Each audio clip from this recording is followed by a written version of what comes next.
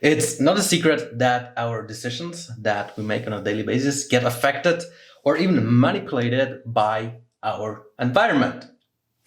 Knowing this is hugely important because decisions shape habits, and habits dictate where you go in life, whether you will be successful at work, whether you are healthy and fit, exercise, or whether you will learn a language or not. It all comes down to habits, right? And therefore, you want to be in a surrounding, in an environment that promotes good decisions. Make sense? Now, your surrounding, including people, places, locations, objects, they have a huge impact on our decision-making process.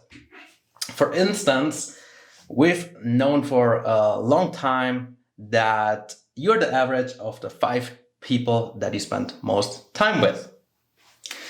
If you're surrounded by people who play a lot of sports, who go to the gym, who watch what they're eating, chances are you do this as well. Or think back, let's say when you were in school, in high school, if you were surrounded by friends who smoked, chances are you smoked as well at some point, right? Or let's say all your friends are business owners. I'm pretty sure you're a business owner as well, because we get affected by the people around us. Sometimes it's good, sometimes it's bad, but we pick it up. Whether it's smoking, whether it's going to the gym, doing sports, we pick it up. It's normal. And we can see that even in, or like the best example, I must say, is children.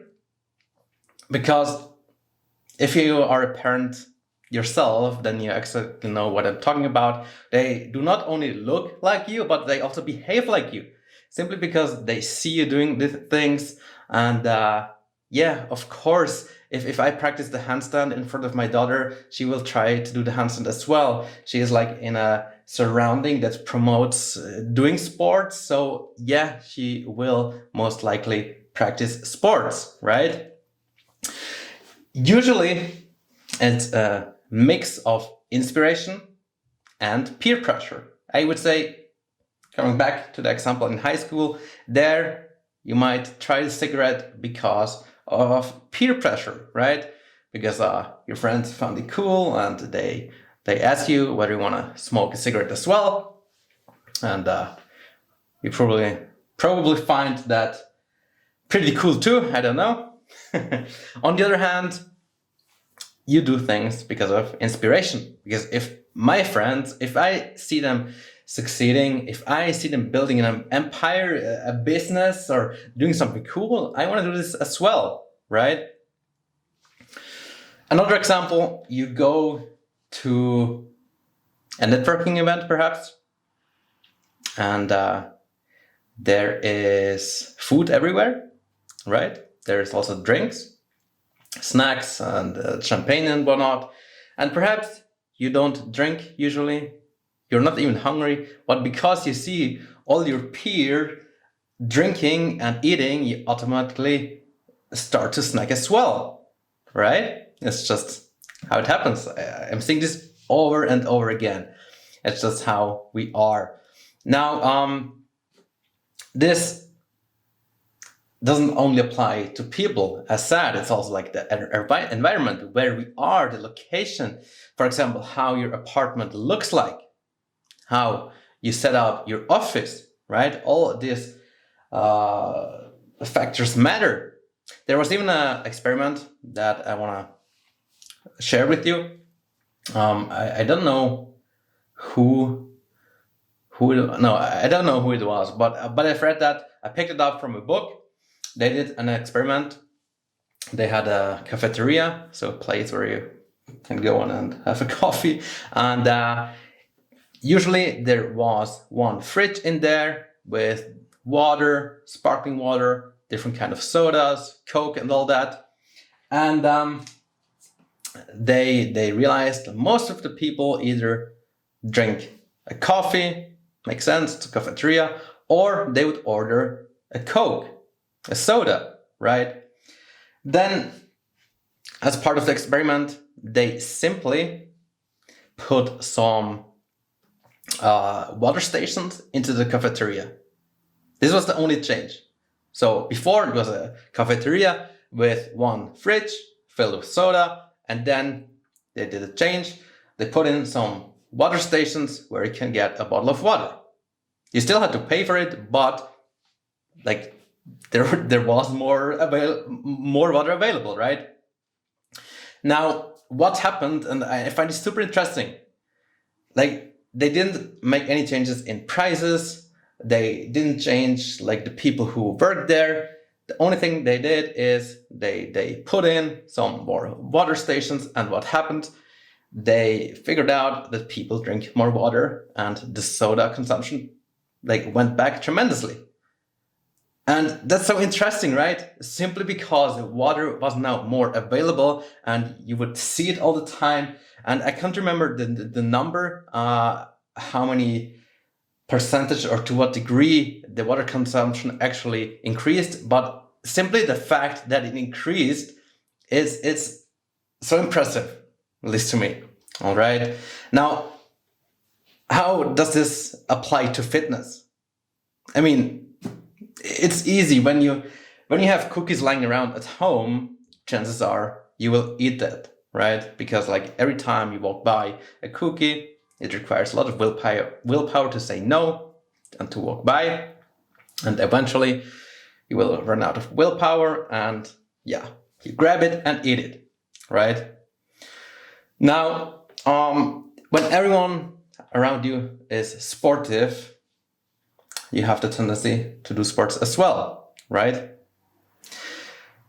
When you see people walking, running, you have the tendency to do so as well. And there's a little bit of a personal experience I want to share. Back in Brazil, when it was warmer than here in Switzerland, what I noticed is that I would get way more steps in the day. I still reach my 10,000 steps, but back then, just because of the weather, just because it was warmer, I'm a sun lover, summer person, so I like the heat, and I would just go out and go for a walk way more often than I do right now in Switzerland. So there again, the environment where I am, it makes such a huge difference, okay? Now, what does it all mean? So we know the people you hang out with, they have an impact on your decisions. The place where you hang out and where you spend most of your time, that also has an effect, an impact on your decisions, right? Another example. You're at work, right? You have a corporate job, you're at work, and a coworker brings croissants. Now, even though you wouldn't have bought it yourself, of course you will pick one. Maybe your coworker even asked you, "Come on, Martin, I brought a croissant for you," and you want to be friendly, and of course you say, "Yeah, thank you, I'm gonna have it." So you eat it and smile, say, "It's great." When in fact, you didn't need it in the first place, you just do it because everyone else does, right? Now, what do we learn from that? I mean, yeah, I'm sure you understand this, and I'm sure you realize this as well. You're aware that your surrounding affect your decisions. The people you hang out with affect your decisions.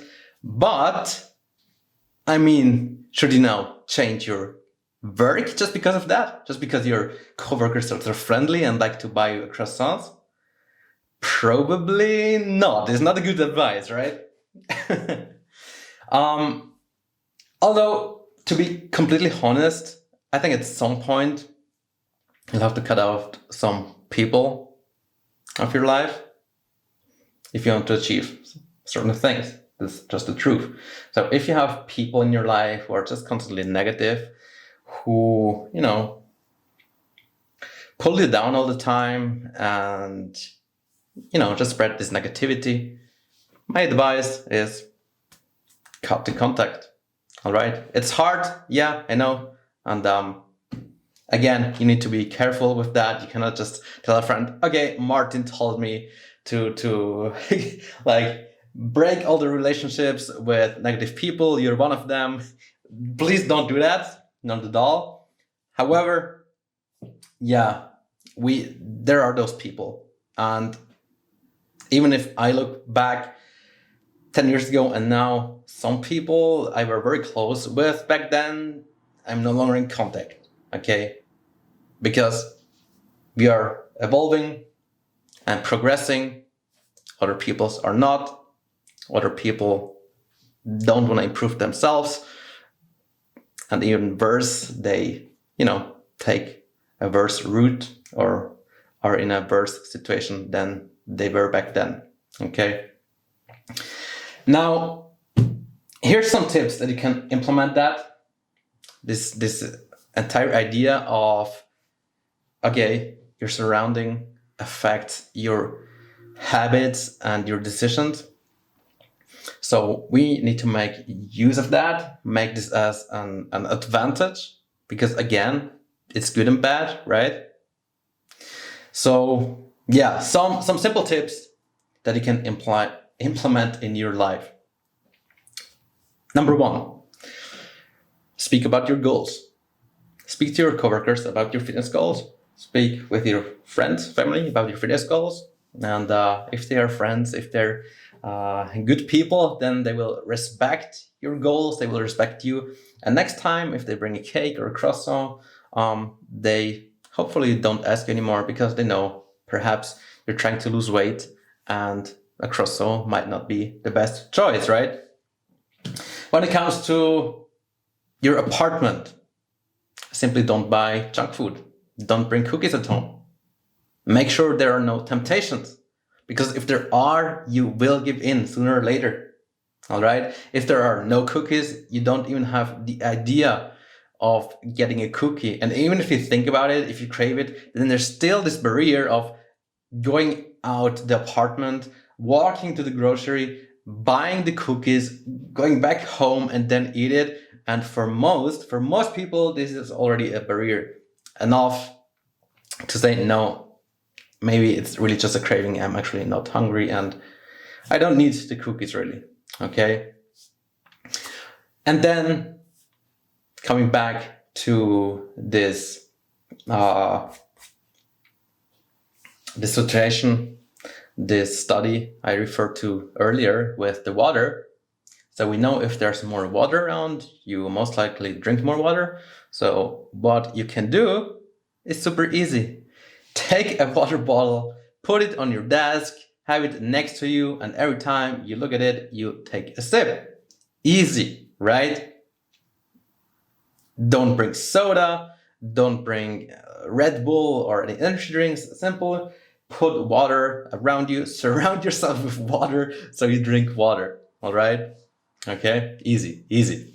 Now, what I also suggest, and this is just another idea, buy a poster with an inspirational quote, maybe a person you admire, okay, and put it somewhere in your apartment.